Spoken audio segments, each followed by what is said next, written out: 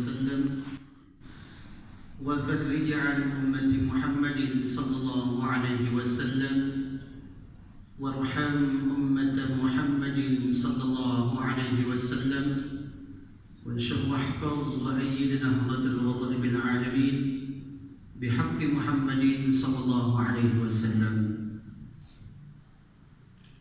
سبحانك لا علم لنا إلا ما علمتنا إنك أنت العليم الحكيم. رب اشرح لي صدري ويسر لي أمري واحلل عقدة من لساني يفقهوا قولي. رب زدني علما وارزقني فهما آمين يا رب العالمين. حضرة المحترمين علم علماء asatiz wal ustazat, tokoh agama, tokoh masyarakat, pimpinan BP Batam, singkatnya jamaah salat zuhur yang insya Allah mudah-mudahan kita semua dimuliakan, diagungkan oleh Allah Subhanahu wa Ta'ala. Puja puji syukur kepada Allah kita persembahkan pada siang hari ini. Allah Subhanahu wa Ta'ala memberikan satu nikmat yang luar biasa. Nikmat bisa bersujud di hadapan Allah. Nikmat bisa menjalankan kewajiban kita di sela-sela kesibukan kita. Allah Subhanahu wa Ta'ala mengizinkan kepada kita, menggerakkan hati kita untuk hadir di masjid ini, menjawab seruan Allah, mendirikan salat 5 waktu. Alhamdulillah bisa kita tunaikan dan bisa kita jalankan secara berjamaah. Salah satu aktivitas ibadah yang menghantarkan keberkahan hidup kepada kita semua, menghantarkan kebahagiaan di dunia wal akhirah, salah satunya adalah menunaikan ibadah salat 5 waktu secara berjamaah. Maka nikmat yang luar biasa yang saat ini kita rasakan adalah nikmat bisa bersimpuh, bisa bersujud di hadapan Allah Subhanahu wa Ta'ala. Harapan kita mudah-mudahan salat yang kita dirikan, salat yang kita laksanakan, mudah-mudahan menjadi wasilah kita semua mendapatkan ridha Allah dalam kehidupan kita. Amin ya rabbal alamin. Sebagai umat Nabi Muhammad, tentu menunjukkan cinta kepada beliau itu harus. Menunjukkan cinta kita kepada Rasulullah itu penting. Salah satu cara yang paling mudah untuk kita lakukan adalah berselawat kepada Rasulullah SAW. Salah satu cara yang paling mudah untuk mendekatkan diri kita kepada Rasulullah pada hari kiamat adalah dengan berselawat kepada beliau. Maka mari pada kesempatan yang mulia ini kita ucapkan selawat kepada Rasulullah SAW dengan kita mengucapkan Allahumma salli ala Sayyidina Muhammad wa ala ali Sayyidina Muhammad. Mudah-mudahan pada hari kiamat kita semua yang hadir di masjid ini adalah kelompok umat-umat beliau yang beliau perkenankan dengan syafaatnya. Amin ya rabbal. Bapak Ibu yang dirahmati oleh Allah Subhanahu wa Ta'ala, izinkan kami sejenak berdiri di hadapan Bapak Ibu dalam rangka kita saling berwasiat menjalankan perintah Allah, wa tawassaw bil haqq wa tawassaw bis sabr, agar kita tidak termasuk orang-orang yang celaka, orang-orang yang merugi. Maka kami hadir di hadapan Bapak Ibu semua dalam rangka bukan mengajarkan Bapak Ibu semua, tapi kami datang di hadapan Bapak Ibu semua dalam rangka kita saling memberikan nasihat dalam hal yang baik, dalam hal yang positif, dan dalam hal yang terkait dengan kesabaran. Bapak Ibu yang dirahmati oleh Allah Subhanahu wa Ta'ala, pada kesempatan kali ini kami akan menyampaikan satu nasihat yang disampaikan oleh ulama besar, ulama Al-Azhar yang bermazhab Hanafi, yaitu Syekh Mutawalli Asy-Sya'rawi. Beliau adalah ulama yang terkenal dan sangat luar biasa. Banyak karangan-karangan beliau yang saat ini kita pelajari dan kita baca. Suatu ketika beliau memberikan nasihat kepada murid-muridnya dan tentu kepada kita semua. Apa pesan beliau? Arba'atu 'udin rabbaniyah, kata beliau. Ada empat janji Allah di dalam Al-Quran yang Allah peruntukkan kepada hamba-hambanya. Apabila empat ini dilakukan, maka janji Allah itu akan langsung Allah berikan kepadanya. Kita sudah paham, kita yakin bahwa ketika Allah yang berjanji, pasti janji itu akan diberikan. Tapi kalau kita mungkin bisa ditepati, mungkin juga tidak. Tapi ketika Allah yang berjanji kepada makhluknya, kepada hambanya, maka pasti janji itu akan Allah tunaikan. Apa janji Allah yang pertama, kata beliau? La in syakartum la azidannakum. Ini janji Allah. Apabila kamu berterima kasih kepadaku, kata Allah, apabila kamu pandai berterima kasih terhadap apa yang aku berikan, apa yang telah saya berikan, maka saya akan tambah apa yang telah saya berikan kepadamu. Ini janji Allah. Ketika kita diberikan kesehatan, sehat itu kita syukuri dengan cara kita patuh kepada Allah, rajin berjamaah ke masjid, rajin baca Quran, maka nikmat itu akan ditambah oleh Allah Subhanahu wa Ta'ala. Tapi ketika nikmat itu kita lalaikan, kita punya kesehatan, punya sempat, tapi ke masjid jarang,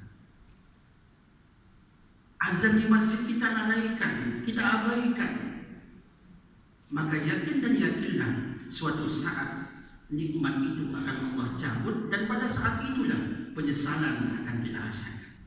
Maka yang pertama, Allah janjikan kepada kita semua yang hadir pada siang hari ini, la in syakartum la azidannakum. Apabila kalian bersyukur, maka saya akan tambah. Nikmat sehat itu kita syukuri dengan kita beribadah, maka insya Allah sehat kita ditambah oleh Allah Subhanahu wa Ta'ala. Nikmat rezeki kita syukuri dengan kita berinfak. Ada kotak infak yang berjalan di hadapan kita, kita masukkan sebagai rezeki kita, maka yakinlah Allah akan tambah rezeki itu. Tinggal kita lihat apa yang Allah firmankan itu dengan keyakinan kita dalam hati.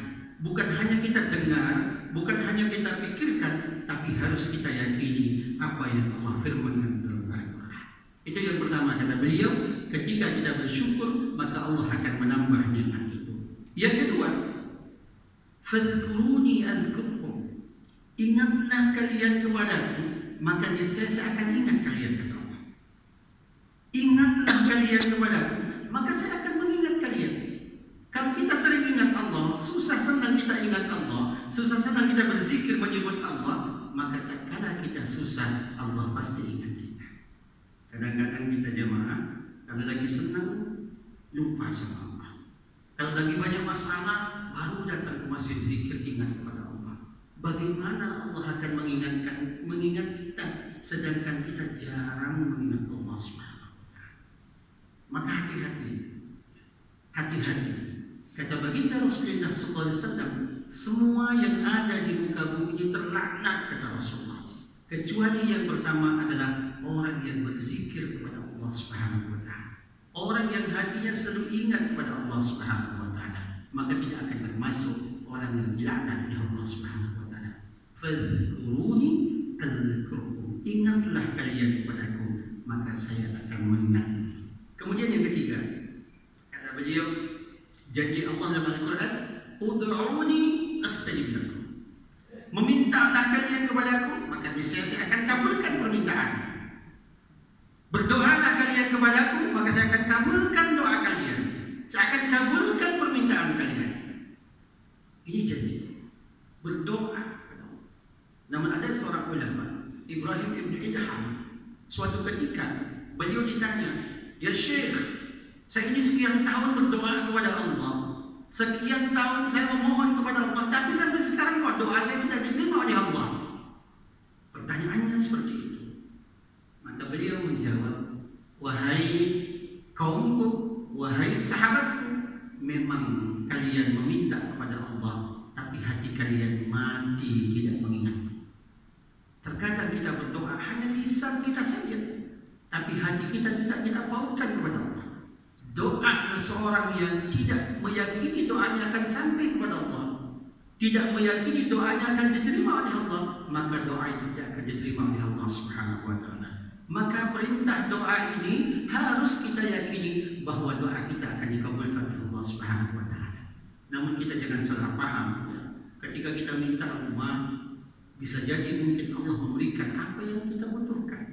Mungkin kita minta rumah, minta mobil, tapi kita butuh sehat, Allah berikan kesehatan kepada kita semua.